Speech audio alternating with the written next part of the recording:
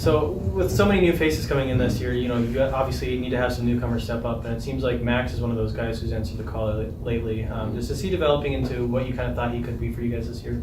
Yeah, I think so. With the injury to Jake, it certainly put him into a role where it maybe become more significant, and he's talented. It might be coming sooner than maybe anticipated, but he's talented. He's athletic. He's a two-way player. He can defend and he can score. He can shoot it and he can drive it. So, yeah, the sky's the limit for him. Mm-hmm. So Crookston didn't end up favorably for you guys, obviously. But does it feel like you're in a rut of sorts, or does it feel like if you stay the course, things will come?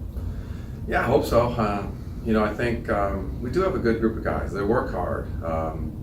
When you take the Crookston game and you look at it from just a blanket statement, you'd say, "Oh, we didn't play that well," and we didn't. But when you watch on tape, it's not a lot. It's not a lot of things that need to be fixed. It's just making some plays. Mm-hmm. Really. I mean, I think some of our guys were surprised with what the film showed, and but we just need to continue to get better. We need to make the simple plays. We need to make open shots. We're a team that's going to rely heavily on outside shooting, and we need to be able to knock some of those down. Mm-hmm. So maybe you just answered my next question, but with Duluth and St. Cloud this weekend, just what are you looking to get out of your kids? Just some belief that we can get back to scoring the basketball better. In Wayne and Augie and at Crookston, we just did not shoot it very well at all. We're not getting the shots to fall from the perimeter, and we're not scoring as well as I'd like inside either. And we're getting it, I think, to the spots where we want to get it for the most part. We're looking at doing some things to make it a little bit easier for them. Hopefully we'll just stay the course and we'll work our way through it. And when you're not scoring, obviously then that puts extra pressure on your defense. Yeah.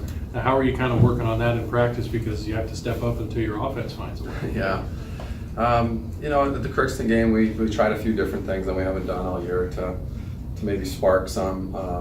I think it bothered Crookston maybe a little bit, but not too much. Defense is really just a mindset. It's a lot of your toughness and effort, and having it consistently throughout the game. Again, there's 60 or so possessions, maybe a little more than that. But are you tough enough, and you have enough pride to want to get stops every possession? And the accumulation of all those possessions hopefully will make it very difficult for your opponent to be offensively efficient against you. And we kind of talked about pick your poison defensively against Crookston. Mm-hmm. Whether you're going to guard Cleary and try to force everyone else to get theirs, or he'll get his and try to hold everyone else down. Mm-hmm. Obviously that second one didn't work so well, but he really had a heck of a game. He did. There's a number of times where he scored on two guys, and we're obviously not going to send three guys at him, but give him credit. I mean, he's got the ability to score pretty much anytime he wants. He's put some serious numbers up in some other schools. I think 47 early in the year against somebody, and he had 33 on us, I believe. But it's not necessarily just scoring on one. He's able to score on two guys sometimes, and that's certainly a big plus for you offensively if you can get some of that production from someone. So you've come in, you've got a semester under your belt now. Here at BSU, just what's the college game like compared to what you experienced at the high school level, and just what's that adjustment been like? It's just a lot.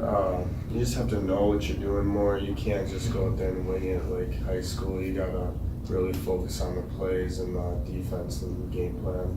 Mm-hmm. So you've your role has kind of grown a little bit. It seems like these past couple of games. Just what is your role in terms of knowing, okay, when I do this, that's when our team is as good as it can get?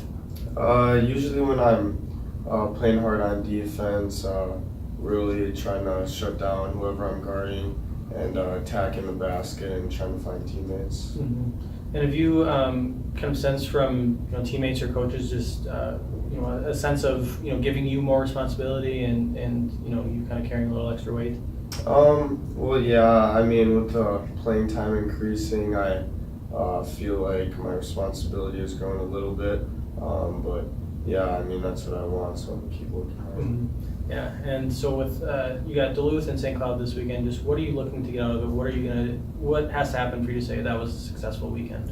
We really want to try to get 2 wins this week, especially after having some bad previous weekends. We want to go out there and just get the job done and get 2 wins. And Sunday, you had a nice game. What made you so successful on the offensive end of the floor Sunday against Crookston? My teammates did a good job finding me and sending screens for me and stuff, and the coaches obviously gave me a lot of playing time in that game, so all of that added into that. And speaking of playing time, Jake was out. Ja got 2 quick fouls, so you and Alan kind of had to jump in and fill in. Talk about being called on to play that many minutes when it's not something you're used to. I mean, we're always ready because we're always playing against them in practice, and we're competing really hard. So when our name is called, we're always ready to get out there.